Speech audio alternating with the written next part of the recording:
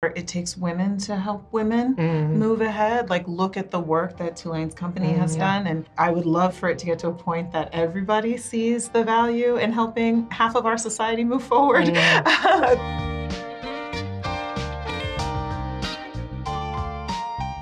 For Women's History Month, I really wanted to be here to talk about women's power in the entertainment and media industry. I'm so glad we could all gather today, and I thought I'd start by having each of you introduce yourselves. So Carolina, can you start? Yes, my name is Carolina Groppa. Thank you so much for having me. I'm an Emmy-nominated film producer, and I also host a podcast called Angle on Producers, which is creating pathways for other producers in the industry. I'm really passionate about it. Hi, I'm Amy Aniobi. I'm a writer, director, producer in both film and TV, and I founded the production company and talent incubator, Super Special. I'm Tilane Jones. I'm president of Array, an arts and advocacy collective founded by director Ava DuVernay.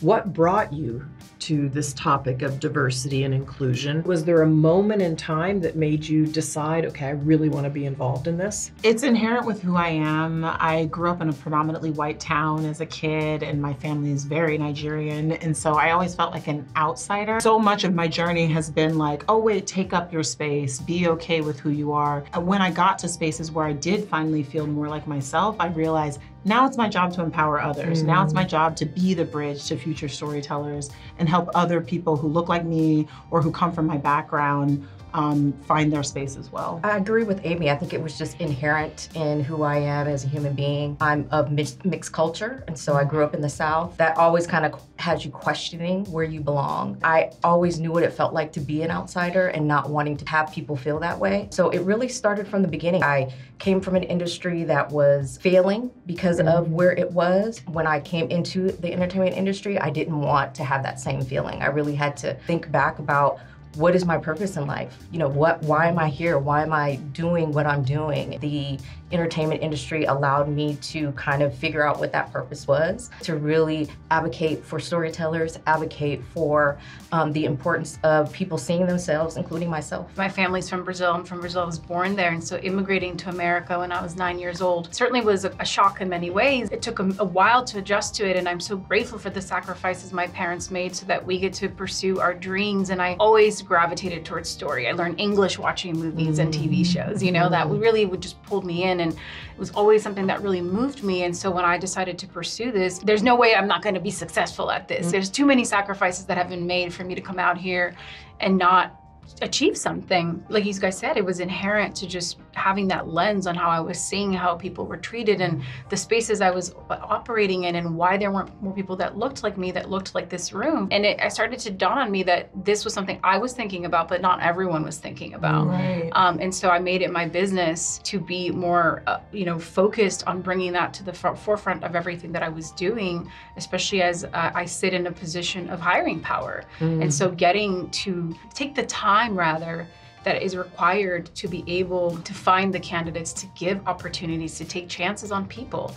It's really what is the name of the game. And so many people took chances on me, so I feel indebted to pay that back. If you look at the statistics, women are making some progress in Hollywood in this industry. But do you think they're making enough progress, and are they making it fast enough? Not to be a gloomy person about it, but I actually don't. Optically, it looks that way. We've had the success of Barbie, Beyonce, and Taylor Swift, and all these incredible women, but the majority of us have not been able to progress as quickly as we should, given the amount of focus you think is put on this topic. And it's a real problem. I think it's actually, I would say, a crisis in our industry. And it also is still in this place where it takes women to help women move ahead. Like, look at the work that Tulane's company has done, and with Ava. I would love for it to get to a point that everybody sees the value in helping half of our society move forward.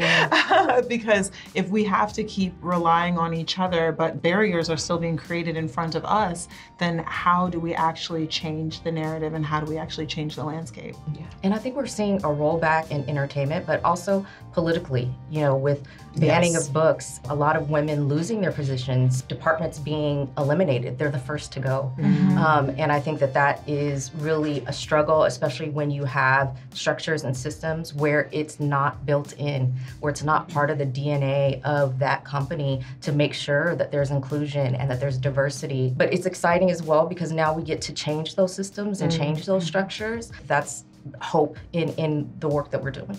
How can diversity of film and TV help in this regards? If you think about your favorite television show or your favorite movie, your favorite song, these are things that resonate with you throughout your lifetime, and it just shows the power of film and television as well as art, period.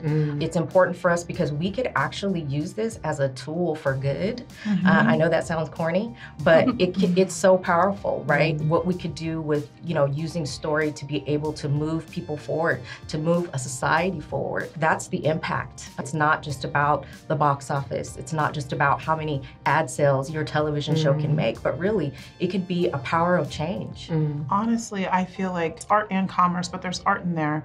And art is self-care, art is mental health, art is how we express ourselves as humans. We have to be able to see ourselves. It's in seeing yourself that you feel validated as a human on earth. To have art that actually shows the world as it is so important for the next generation and for us to leave a legacy. To me, so much of why I create is from a space of healing things from my past and healing things that I know other people have been through and feeling okay. Do you feel like art helps open our hearts? 100%. Art helps open our hearts. Couldn't say that more. You see the number of people who have talked to me about shows I've been on and said, I don't even look like the people on that screen, but you know what? I feel this story, like that is like monumental to me. It almost means like more when someone who's different from me sees value in what I've created. Because I say, yeah, there it is, there's human connection. And when we feel that human connection, there's more of a chance that we might open up and see someone as equal to us. You can't become what you can't see, right? And that change is so important. And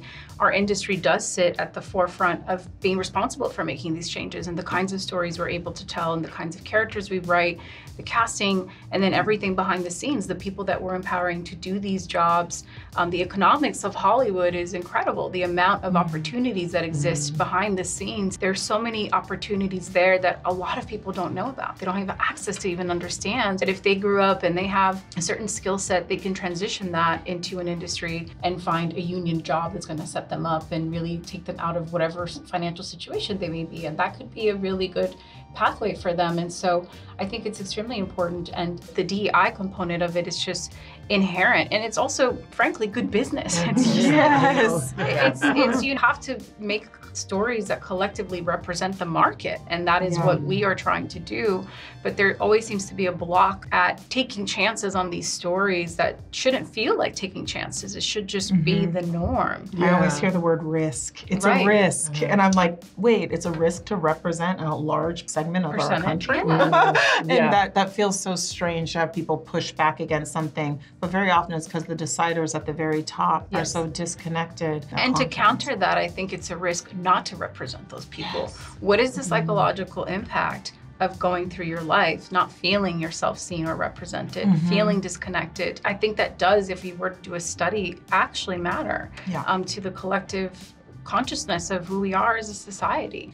Talk a little bit about some of the barriers you've seen also, Tilane, and how you're trying to break those down with Array. In our industry, I think we've moved forward as far as storytelling is, and we've gotten to the point where the door has been open for storytellers to be able to tell their story. But really, the barriers start, it's throughout the industry. It's through every level, whether it's the executive that's greenlighting, the distributor, the marketer who's marketing that, a critic that may not be familiar with the story and what their criticism can do to a project. And then the awards. We have a award system that really doesn't reflect us. The barriers are tremendous. Whether you're working on set and it's the people that are on set with you, you come on set and it's majority, white male on a set, and it doesn't reflect you as a person or your story. Through our company, we've been trying to really restructure and set new systems by creating Array Releasing, which distributes films for people of color and women of all kinds. Array Crew, which helps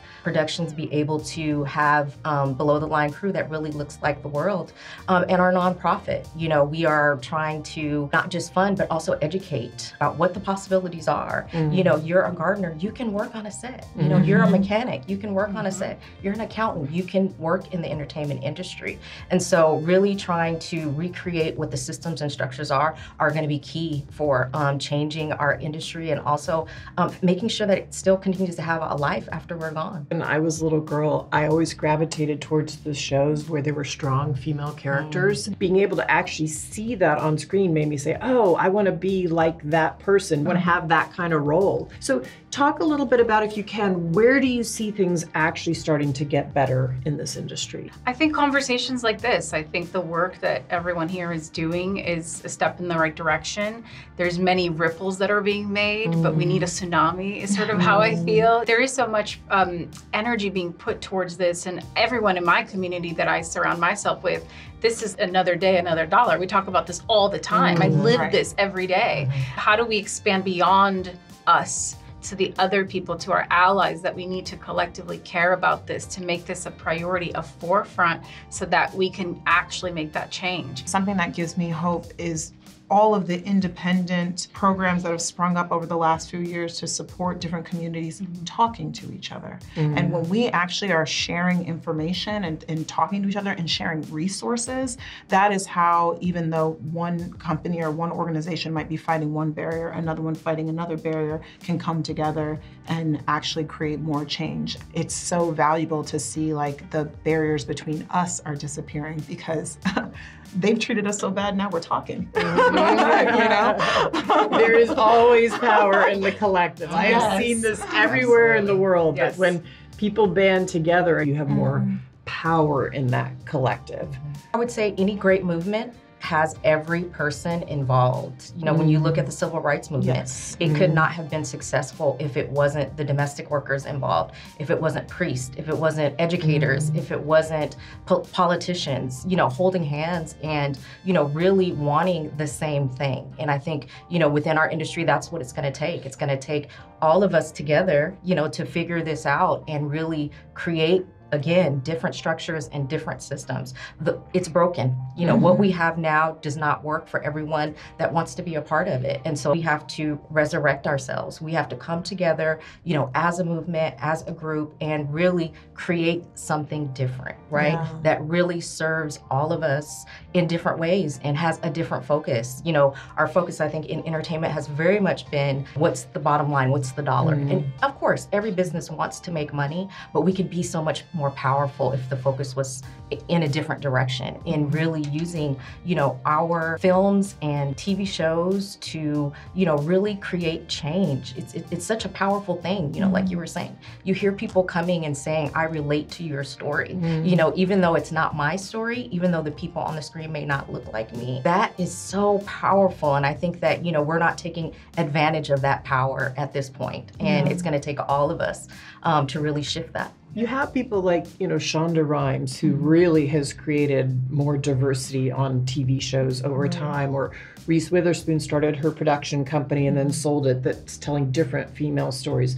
And then there was Barbie this summer. Talk about that. Is that creating change here, or is it not creating change? Oh my gosh. I mean, you probably could tell me chapter and verse about that. Yeah, not to jump in so fast, but as a female comedy writer, like, I'm on so many group chats about the industry learning the wrong lessons from Barbie. Oh, really? Barbie came out, and then the article was, Mattel's opening up the toy chest. It's our toys that did it. And I'm like, what about the female filmmaker at the center of it, you know? And something where there's always been a little bit of a hesitancy to support not just women in entertainment, but also comedy. The world is so dark right now. These are the stories that bring us together. These are the things that give us conversations that aren't just what's on the evening news. It's dangerous because optically it looks amazing. We've had Barbie, we've had all of these wins, but the data doesn't really support that, and we're so grateful Barbie exists, but we need one of those every year to become the norm. It shouldn't be this like outlier thing that we propped up. Women lead audiences to the theater. It's women who are dragging their men, you know, to the theater. And you look at the data, like the out of Stacey Smith, out of these USC, the Annenberg Initiative, you know, it's great, but it is misleading because we are actually back to where we were in the mid-2010s in terms of progress.